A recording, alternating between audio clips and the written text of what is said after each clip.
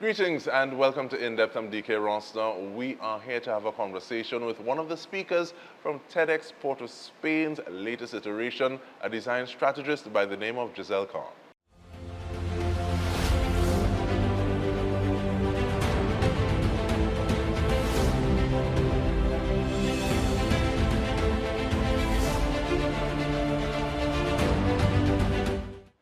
Giselle, thank you for making the time. We're very glad to have this conversation with you. But a question I want to ask though, what made you say yes when approached by TEDxPortofSpain? I mean, thank you. First of all, thank you so much for having me, DK. Honestly, I'm a huge fan. But what I would say is the thing that inspired me the most and always does is the possibility of changing one person's life. One life. I'm hoping that if one person attends or sees the talk online and it really moves them and motivates them, then, then I would have done my job. And that kind of reminds me of one of the things that I try to live by in terms of like the story of the starfish. So you can't save all of them. I made a difference to that one. Yes. But in terms of design strategy though,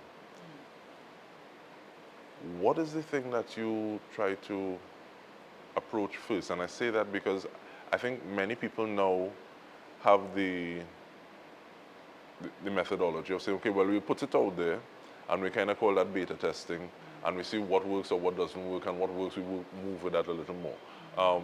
Is your approach different? A little bit, I would say, yes. So my approach to design strategy is more research-led. So a lot of it would involve either, conducting interviews with people or doing secondary research and just understanding the problem really well before putting out a solution. And I find that that would save money, save time, and save intellectual capacity too, because, people work hard on these solutions, right? And so having that approach, that data-driven decision-making approach, it really helps. And is there an ideal type of client, or you say, okay, well, I'm flexible, I can deal with anything as they come in terms of strategy, or is there an area that you say, okay, well, I like how I operate in this niche? Yes. Well, by experimentation, I would say, and just experience, I realized that I always wanted to work with brands that were trying to change the world positively. And sometimes it would be social, sometimes it would be environmental. But I found that my deepest love came from this love of nature that I have. I grew up in Caroni in the agricultural land there. I have a father who was an agronomist. And so I grew up around a lot of land and crops, agriculture, and just seeing the relationship people had with the land and with food. And I believe that that is one of the things that sparked my love for nature. And I found that when I work with companies or brands that really look at nature as a stakeholder, then somehow my gifts and the work that I do really shines. It really contributes. So that is the sweet spot for me, is doing that and also looking at scale. So I think that because of design strategy being my background, I'm able to kind of put things together and pull them apart in a way that somebody who's a traditional strategist may not be able to, right? So it's fun. Okay, but give me an idea now. And I like the fact that you say it's fun, because it makes me think of Albert Einstein talking about play being the highest form of research. So if it's not fun, you don't play with it as much. But raising the value of something, so environmental, social, economic. Give me an example of brand X comes to you, and you can set out your parameters. What are some of those things you'd be doing and saying, okay, well, this is the way that we want to increase environmental value, social value, well, I guess I understand the economic value. Yes. The other two things. Yeah, I mean, it depends, right? So a lot of my work would be around branding and brand strategy, because you'd be surprised how much equity is wrapped up in that. It's an identity. So a lot of my work might be in that, right? That part of strategy. And sometimes it's really about going back to the drawing board and understanding what the problem is and being super clear about it. Or it might be just looking at it in an unconventional way. So an example, I guess, would be I was approached last year to work with a college in the British Virgin Islands. They wanted to package their vocational courses in a particular way. They were trying to create a campaign around these vocational courses. And by the time we did the research with them and really came to understand the legacy of this school, we realized that it's much more than this.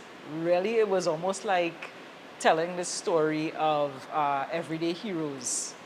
And so it was about elevation of this identity and this idea around vocational training, and it happened to be that the courses involved things that provided environmental benefit. So, for example, one of the people that we shot for the campaign is a formerly incarcerated person who decided to undergo the training to study solar technology and solar technician, all of the skills associated with that. And when he came out, he started his own business, and now he is outfitting all of these high-end villas across Virgin Gorda, right? So a billionaire's playground, literally. He is retrofitting them with solar technology, and he wants to actually go back to where he was incarcerated and train and encourage those who are there if they want to come and work with him. So it's this massive kind of value being created there for them. And part of what I'm hearing is a willingness to listen. And I say that because sometimes in doing research, you may start off thinking, well, this is the answer. And in conversation, you may realize, okay, well, we can do it a little differently. You can take that unconventional approach that you spoke to. Because I think sometimes people want to over-design an answer too much or response to something. Sometimes do you have to ask people to kind of pull it down, simpler can work? Yes. Tiny do plenty? I find so, yes, because I think we always try to, I think it's very easy to come at it and say, oh, well, we need this kind of aesthetic or campaign, and that might not really be what will spark the inspiration, right? What will spark the person who sees it to do something, So I think in the end, so for example, with that client, we were really trying to, of course, get folks to come to the school. But it also, once we did the campaign, it also created this idea of really strong patriotism. They became very proud about the work that they were doing, even though this is something that might have been traditionally portrayed a certain way, like a kind of must-have skill set, like, oh, okay, well, yeah, we need people to do X, Y, Z, and, they're going to come to the programs anyway, but no, treat them like what they are. They're heroes. Treat them like what they are. And in terms of looking at another thing that I'm getting from you, because I like research as well, and I like to triangulate. Because the numbers, you can have numbers on something, but you don't always know what the numbers may really mean. Because 3 people may buy an item in the shop. Mommy sent somebody for one. The other person, they really wanted that. And the third person, they may not have had the resources to get what they really wanted. So, all right, I'll take that. But in terms of like looking and seeing, these are the numbers, and this is the why behind those, which helps. So these people are heroes. These people, they should help to imbue a sense of patriotism. I think is really important. But do you find yourself walking and looking at strategies and saying, I would do that a little different, and trying to, you need to kind of consciously turn your brain off sometimes? Yes, I do, all the time. All the time. I wouldn't drop no name. Yeah. No. I'm not asking you to call any names. But no, I think probably my biggest pet peeve is, so, of course, this love for nature. We're all exposed to the news about climate change. We're bombarded by it, right? And I think that the way that we approach it sometimes, some of the solutions that are out there that are being portrayed as new and dynamic, some of these are 15 to 30 years old. They're old solutions, and, they're not irrelevant, but the question is really, is that what is most needed? That's my burning question, So I will often have to, like you said, I'd have to kind of pull myself in a little bit, because I think it's important to know what you can control versus what you can't control, and do your best but I think that there's a level of audacity that is missing, when it comes to that issue specific. And I want to, one, talk about that level of audacity, and two, that question, is that what is most needed when we return from this break? So stay with us, we come back with more.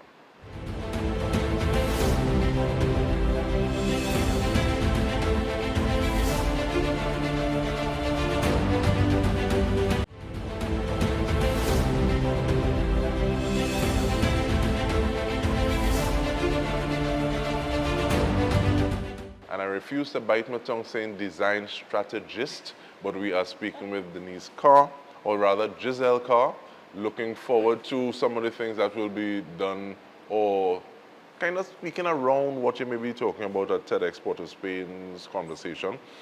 That audacity that you're talking about, what do you mean when you say the audacity to have the conversation about, or to speak about some of the things that need to be spoken about? Yes, I think, like we were talking about before, the scale of climate change and the scale and the size of the data, right? It could be a little bit daunting. And I think there's a small percentage of people who find that kind of daunting data a little bit of an invitation. They're the adventurous in us, among us, who say, yes, that's a challenge, but not everyone thinks that way. And I think it's important to understand that there's a human cost to climate change, as well. There's everything else that is going on in the world. And the truth is that it's very triggering in a way. And so it's easier to get caught up in the despair or to bypass, and just move right on to whatever it is you might be doing with your everyday life. And I think actually that there's a unique opportunity inside of climate change. I really believe that it is a moment. We get to live in this moment, and we get to rise to be our most extraordinary selves in this moment. That's genuinely what I believe. It reminds me of the Chinese saying that chaos is also another word for opportunity. But in terms of, is that what is most needed? Is there a way that the conversation can be reframed a little bit so it is daunting, it is daunting, but for those who aren't as adventurous, they are a little less struck in apathy. So I feel it sometimes as well in terms of like paralysis by analysis. You study this, you study this, you study this, and you do nothing. But is there a way that we can reframe the conversation, or how we look at it a little bit, or even start to do that, so that we start to take just one foot in front of the other? I think the challenge, the journey is different for everybody, So I think there are lifestyle changes that everyone could make. And I think we all know those lifestyle changes by now because they're everywhere, right? We get them from all sides. And I think that while that is important, there's more. The problem is big enough that there's room inside of it for everybody, in a way. There's room inside of it for everybody's gifts. So some of the platforms and so on I follow will say that every job is a climate job because that is what is coming. It is such a, there's going to be such a complete saturation of our lifestyles and our lives of this particular issue because it affects everyone and also because of the urgency around it, right? So, I would say, to answer your question, because I realize I kind of went around it a bit, I think it looks different for everyone, but I do think that everyone can find their place inside of it. Thank you so much for that. And I want you to break down a piece of jargon for me now, because where you are investing some of your time now, part of what you're doing is working to uncover inflection points for communications. Yes. And you already spoke about scaling action. So inflection points, define them, and how do you use them to do what you do? Okay, well, to me, an inflection point, it's a unique opportunity. It's a space where you can do the same type of action that you might traditionally do in a different space, but it has an almost exponential effect or impact, right? So it's a space where you can really, hone in, laser focus, and do something that will truly create a big impact. And for myself, at least, I discovered an inflection point by accident. The one that I work in now, which is carbon removal. And carbon removal, if it's not something you've heard of, then you say, what is that? What does this even mean? Because the majority of what is out there in the media and everywhere else is mostly under the bucket of emissions reduction, right? And that is key. That is very important. But what I think most people don't know is that there's this other side to climate change and to the planetary issues that we have, which is there's so much carbon dioxide in the atmosphere that actually we are already well past the types of goals that we wanted to achieve in terms of mitigating climate change. And now we have to actually take carbon out of the atmosphere. And so my work as a design strategist and as a storyteller, as someone who loves to do this research, I found myself very much enthralled and inspired by carbon removal because I thought, wow, I had no idea. I had no idea that the problem was at this stage, that we need to actually take things out of the atmosphere for us to have a livable planet. That's the verbiage that's used around it. And it's interesting, sometimes you hear different people saying things that are very similar. There's another circle where I hear carbon sequestering. Yes. So, and how it is you're doing that. And some of those things are, I say low tech, but low tech doesn't mean primitive. So, but in terms of that one person that you hope to affect, to change their behavior, do you know how you want their behavior to be changed? That's a tough question. Answer that. Yeah, I will tell you.